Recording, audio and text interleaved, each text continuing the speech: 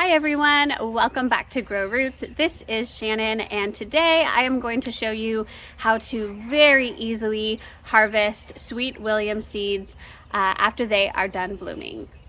Okay, so here is my Sweet William plant, and as you can see, it is absolutely finished blooming. It is late May here in North Texas. They may bloom at different times for you depending on where you are, and I did do a video all about Sweet William while they were in full bloom because they were absolutely spectacular. This is actually just one of my Sweet William plants that I planted from seed last year, and I have two more in my backyard. They do not flower their first year, they are biennial, and the second year they flower. I've never grown this plant before, and oh my goodness, I was so surprised. This one it still has a little bit of its bloom, so you can kind of see, but imagine this whole thing full. If you watch my video, you'll see them in their full glory.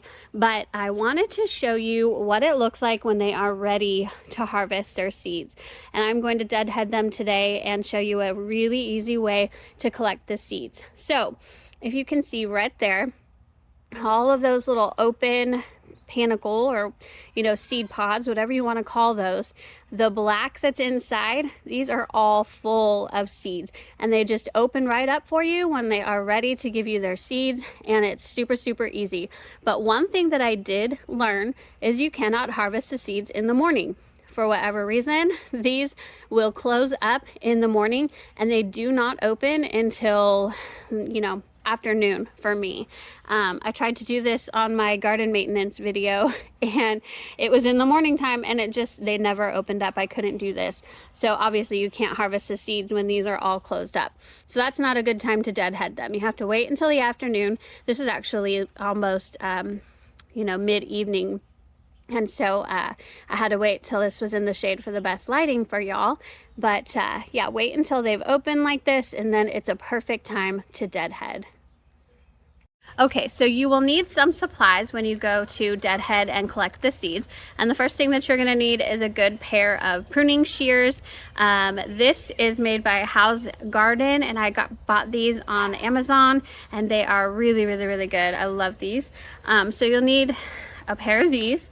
And for my method, my easy method of collecting the seeds, you will need a big Ziploc bag, because you're going to put all of the flower heads in here. And then after that, you will need some type of, I like to keep my seeds in envelopes. I think they keep them nice and dry. And yeah, they save really well. And I've already harvested seeds from the two Sweet Williams that are in my backyard. I unfortunately did not film that for you. I waited for this one to film that, but I wanted to show you from just two, and my other two plants are not this large. They absolutely thrived right here in the front garden. The other two were big plants, don't get me wrong, but they were not as full as this. And I don't know, yeah, there you go. Look at all of the seeds that I have already harvested just from those two plants, and I'm gonna get way more. You can see this whole bottom part of the envelope that's full of seeds right there. So we're gonna get a lot more today because I want to show you how to do this, and it's super easy. So I'm gonna start deadheading them, and then I'm going to put them upside down, flower head side down, into this plastic baggie.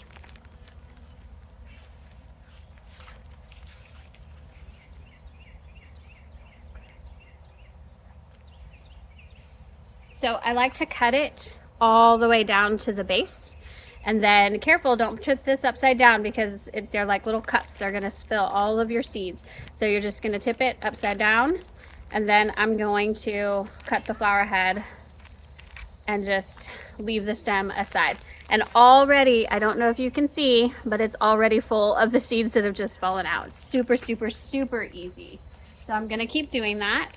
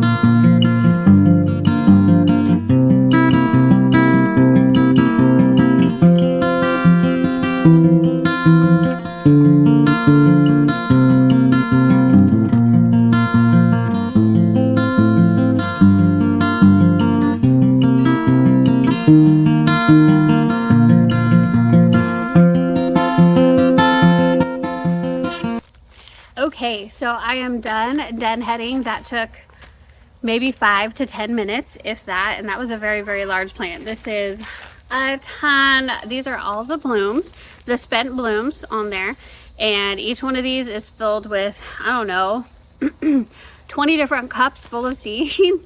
And so what I'm gonna do now that I have them, I don't know if you guys can see that, but there's the seeds already in there. Oh my goodness gracious, there's so many seeds already, and I haven't even shaken the bag. So this is a fun part if you have a child that you're trying to teach some gardening techniques and something that they can do that's really, really fun. You can have them do that.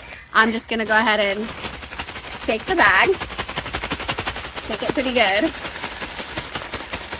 And that's basically going to dislodge all of the seeds and get as many as you can from it.